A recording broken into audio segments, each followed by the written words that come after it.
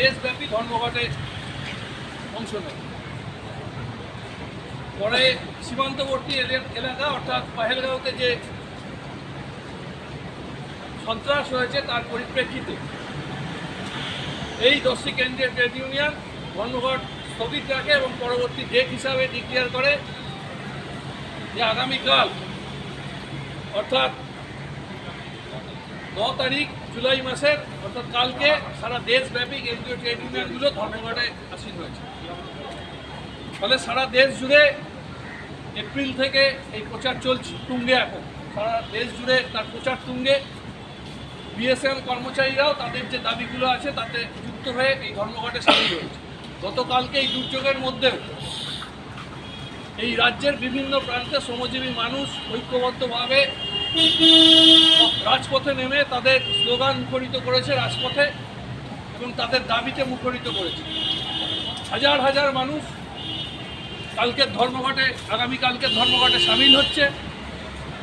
BSNL তার 3য় বেতন চুক্তি, 4G সঠিক জায়গায় হচ্ছে না, 5G হচ্ছে না এবং বিভিন্ন যে সমস্ত HR ইস্যুসগুলো রয়েছে এবং ডিপার্টমেন্টকে যেভাবে কেন্দ্রীয় সরকারের সিদ্ধান্ত অনুসারে জমি বাড়ি ন্যাশনাল মনিটাইজেশন পাইপলাইনের নাম করে যে বিক্রি করবার পরিকল্পনা নিয়েছে এবং আমাদের যে সব টেলিকম ফ্যাক্টরিগুলো আছে তার মধ্যে অন্যতম টেলিকম ফ্যাক্টরি আলিপুর, সেটাকে বিক্রি করবার যে পরিকল্পনা নিয়েছে 1900 কোটি টাকার সম্পত্তি তা অ্যাসেসমেন্ট করে 600 কোটি টাকায় নামিয়ে নিয়ে এসছে দিল্লির নির্দেশে অর্থাৎ কর্পোরেটদের নির্দেশে। ফলে এরকম একটা প্রাইম লোকেশনের একটি বাড়ি বিক্রি করবার পরিকল্পনা নিয়েছে। পাশাপাশি সাধারণ মানুষের যে সমস্ত দাবিগুলো রয়েছে যে 100 দিনের কাজ 200 দিন করতে হবে, তার মজুরি 600 টাকা করতে হবে, 100 দিনের কাজের 200 দিন করতে হবে এবং 600 টাকার মজুরি করতে হবে। পাশাপাশি 26,000 টাকা মাসিক বেতন দিতে হবে। এই সব দাবিগুলো এছাড়াও যে আছে শ্রম কোড, যে 29টা যে শ্রম আইন রয়েছে তা 4টে কোডে পরিণত করে একটা শ্রমজীবী মানুষের দেশের যে যারা সম্পদ তৈরি করে, যে ঘাম রক্ত ঝরায় যে শ্রমিকরা, তাদের সম্পদ সেখান থেকে ওঠে দেশের। সেখানে দাঁড়িয়ে কিছু পার্লামেন্ট সদস্য যাদেরকে আমরা নির্বাচিত করেছি তারা এই সিদ্ধান্তগুলো নিয়েছেন। দেশে ন্যাশনাল মনিটাইজেশন পাইপলাইনের নামে একটি নতুন রাষ্ট্রায়ত্ত ক্ষেত্রে জন্ম দিয়েছে ন্যাশনাল ল্যান্ড মনিটাইজেশন কর্পোরেশন নামে। তার মধ্য দিয়ে দেশের যে এইসব সম্পত্তিগুলো রয়েছে কেন্দ্র সরকারের পাবলিক সেক্টরগুলো রয়েছে সেগুলো বিক্রি করার পরিকল্পনা রয়েছে। তার বিরুদ্ধেই আমরা রাস্তায় নেমেছি এবং আপামর পশ্চিমবঙ্গের যে বিএসএনএল কর্মচারীরা কালকে ধর্মঘটে সামিল হচ্ছে এবং বিভিন্ন জায়গা থেকে যে খবরগুলো আমাদের কাছে আসছে যে তারা অফিস দপ্তরের মধ্যে তার প্রচার এবং একটা তুঙ্গে তুলে ফেলেছে এবং কাল সকাল 10টা থেকে গেটে দাঁড়িয়ে আমাদের যে দাবিগুলো এবং দেশের যে শ্রমজীবী মানুষের দাবি নিয়ে মুখরিত হবে। তাই আজকের আমরা এই পরিকল্পনা নিয়েছি একদম শেষ মুহূর্তে এই প্রাকৃতিক দুর্যোগের মধ্যে দিয়ে যে পরিবেশ পরিস্থিতি হয়েছিল, অফিসে অনেকে জনসংখ্যা কম, কর্মী সংখ্যা কম রয়েছে, ফলে আমরাও সিদ্ধান্ত নিয়ে আজকে আমাদের গেটেই সভা করছি। আগামীকাল সকাল 10টা থেকে এই গেটেই পিকেটিং হবে। টেলিফোন ভবনেও ঠিক আমাদের একটি দপ্তর রয়েছে ইটিআর কোর নেটওয়ার্ক, সেই কোর নেটওয়ার্ক ইস্টেও টেলিফোন ভবনে একটি গেট মিটিংও হবে কালকে এবং সেখানে পিকেটিং হবে। আর আমরাও আগামীকাল এখানে পিকেটিং করব। সারা রাজ্য জুড়ে যে প্রশাসনিক দপ্তরগুলো বিএসএনএল রয়েছে সেখানে আমরা আমাদের যে কর্মী সমাজ রয়েছে, আমাদের যে কন্ট্রাকচুয়াল লেবার, আমাদের যে রিটায়ার্ড অবসরপ্রাপ্ত কর্মচারীরা আছেন, স্থায়ী কর্মচারীরা আছেন, যে কোঅর্ডিনেশন কমিটি আমাদের যে প্ল্যাটফর্মটা রয়েছে তার মধ্য দিয়ে তার তত্ত্বাবধানে তার নেতৃত্বে আমরা এই কর্মসূচি করব। আজকে শেষ প্রচারে সেই প্রত্যেকটা কর্মচারী সাধারণ মানুষের কাছে আমরা এই আবেদন নিয়ে এসেছি যে আসুন কালকে যে দেশ মেরামতের কাজে যে আগামীকালকের যে ধর্মঘট সেই ধর্মঘটকে সফল করবেন এবং তার পরিপ্রেক্ষিতে আজকে আমাদের সর্বভারতীয় সভাপতি কমরেড অনিমেষ মিত্র আমাদের মধ্যে উপস্থিত আছেন এবং আমাদের রাজ্যেরও আমাদের সভাপতি, আমাদের ইউনিয়ন বিএসএনএল এমপ্লয়িজ ইউনিয়নের সভাপতি। ফলে ওনাকে বলবো এই সংক্রান্ত বিষয় আরও বিস্তারিতভাবে আপনাদের সামনে তুলে ধরার জন্য। কমরেডস, এই মুহূর্তে দিল্লিতে দেশের সমস্ত ট্রেড ইউনিয়নগুলি তারা প্রেস কনফারেন্স করে জানিয়ে দিয়েছে যে আগামীকাল সারা দেশে প্রায় 30 কোটি মানুষ, 30 কোটি শ্রমজীবী মানুষ তারা আগামীকাল এই ধর্মঘটের অংশ নিচ্ছেন। গত 2 মাস ধরে যে প্রচার হয়েছে সেই প্রচারের মধ্য দিয়ে সমস্ত ট্রেড নেতৃত্ব তারা এই খবরটা পেয়েছেন এবং প্রেস কনফারেন্স করে তারা জানিয়ে দিয়েছেন যে আগামীকাল সারা দেশের এই ধর্মঘটে সর্বাত্মকভাবে তারা সামিল হচ্ছে।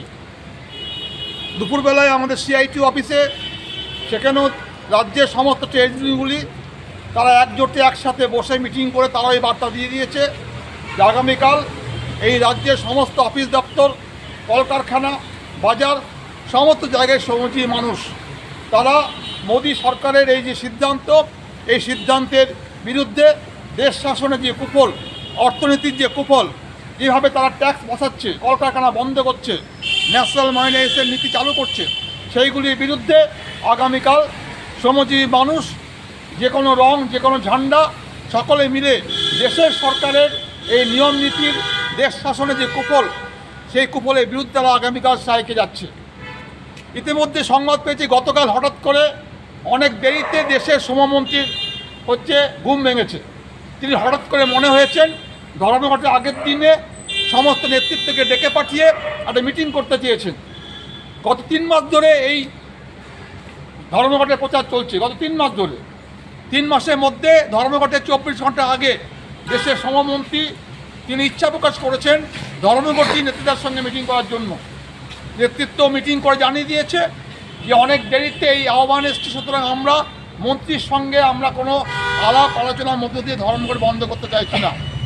যদি সরকার মনে করে দাবিগুলি ন্যায্য, যদি সরকার মনে করে যে দাবিগুলি হচ্ছে অত্যন্ত গুরুত্বপূর্ণ আমার দেশের ক্ষেত্রে, দেশের অর্থনীতি, দেশের শ্রমনীতি, জীবন জীবিকার প্রশ্ন, আগামী দিনে দেশের কলকারখানা আগামী দিনে গড়ে তোলার প্রশ্নে আমাদের শ্রম আইন, যেটা wage code bill, labour code bill, এই নামে 4টে যে আইন তারা তৈরি করেছে, তার মধ্য দিয়ে সমস্ত অধিকারগুলো তারা নষ্ট করছে।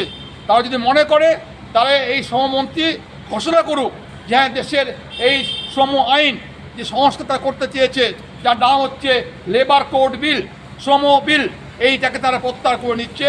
এই কথা প্রেস কনফারেন্স করে আজকে তারা মন্ত্রীকে জানিয়ে দিয়েছে, লিখিতভাবে জানিয়ে দিয়েছে যে আপনি যে সদিচ্ছা যদি দেখাতে চান তাহলে আপনি এই শ্রম যে কোড বিল এটা প্রত্যাহার করে নিন। যে আইন পাস হয়েছে পার্লামেন্টে সেই আইন তারা প্রত্যাহার করুক, নতুন কিছু নয়। এর আগে নরেন্দ্র মোদী মহাশয়কে এই কৃষি বিল আইন প্রত্যাহার করতে হয়েছে। সুতরাং কৃষকদের লড়াইয়ের মধ্যে দিয়ে তারা যদি প্রত্যাহার করতে পারে তাহলে আজকে আগামীকাল যে ধর্মঘট হতে যাচ্ছে, এই ধর্মঘট সরকার যদি মনে করে সদিচ্ছা আছে তাহলে তারা এই লেবার কোড বিল তারা প্রত্যাহার করে নিক। আজকে ইউনিয়নের পক্ষ থেকে, নেতৃত্বের পক্ষ থেকে তারা বসে হচ্ছে, তারা খবর নিয়েছে। সকালে দিল্লি থেকে পুলিশ ফোন করে জিজ্ঞেস করেছে ক্যা তোমারা মান ক্যা হ্যায়, অর্থাৎ আজকে দেশে পুলিশ ফোন করে জিজ্ঞেস করছে আপনার নাম কি, কোথায় থাকেন, দিল্লি কবে আসছেন, কালকে দিল্লিতে কী প্রোগ্রাম রয়েছে, কী কী দাবি রয়েছে, আপনি এসে দেখা করবেন। আমরা জানিয়ে দিয়েছি আমাদের দাবি পেপারে বেরিয়েছে, আমাদের দাবি পোস্টারে দেওয়া আছে, আমাদের দাবি স্ট্রাইক নোটিশে দেওয়া আছে, আমাদের দাবি বারংবার আমরা অফিস দপ্তরে, পার্লামেন্টের অভ্যন্তরে আমরা আমাদের উত্থাপন করেছি। আমাদের দাবি হচ্ছে লেবার কোড বিল বাতিল করতে হবে। আমাদের দাবি হচ্ছে ন্যাশনাল মাইনরিটিসের পাইপলাইন এই নাম দিয়ে দেশের রাষ্ট্রায়ত্ত শিল্প, ব্যাংক, বিমা, ইন্স্যুরেন্স, রেলওয়ে সমস্ত দপ্তরগুলো ব্যক্তিগত মালিকানা তারা বিক্রি করছে।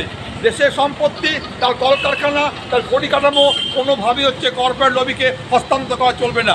আমরা কাজ করি বিএসএনএল, এই ধর্মঘটে বিএসএনএল দাবি আছে রক্ষা করো বিএসএনএল, দাবি আছে 4G এবং 5G, দাবি আছে কর্মচারীদের 10 বছর ধরে তারা বেতন চুক্তি করছে না, পেনশন রিভিশন করছে না। সুতরাং আমাদের দাবি পুরনো পেনশন ব্যবস্থা, আমাদের দাবি থার্ড পিআরসি, আমাদের দাবি ক্যাজুয়াল কন্ট্রাক্টর ঠিকা মজদুরদের ন্যূনতম বেতন, তাদের যে 26,000 টাকা ন্যূনতম বেতন, যে আজকে যে বাজার দর, ন্যূনতম পেনশন 9,000 টাকা, এই দাবিগুলো আমাদের আছে।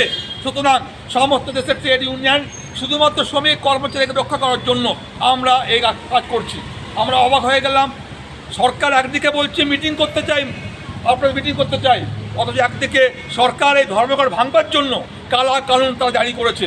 সে দিল্লির সরকারের রং নরেন্দ্র মোদীর গেরুয়া ঝান্ডাই হোক, এই রাজ্যের যে সরকার সেই সরকারও কিন্তু তারা কালা কানুন জারি করেছে।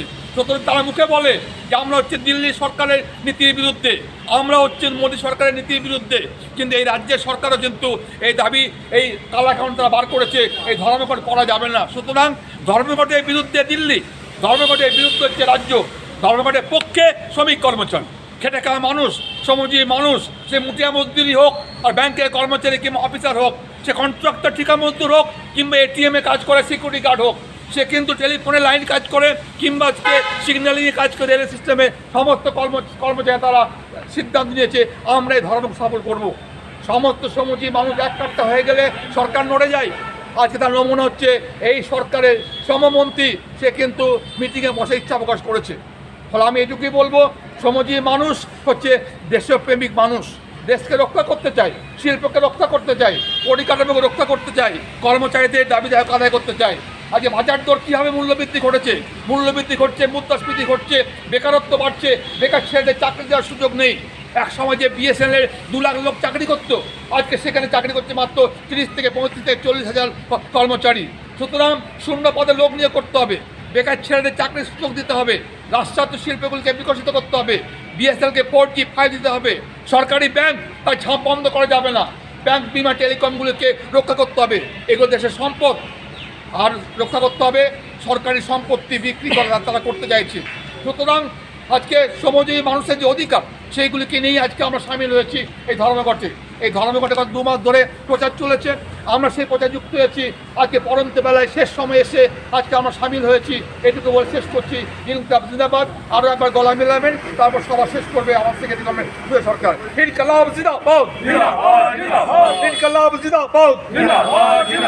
আওয়াজ তোলো, আগামীকাল ধর্মঘট হচ্ছে হবে, আওয়াজ তোলো, আগামীকাল ধর্মঘট হচ্ছে হবে।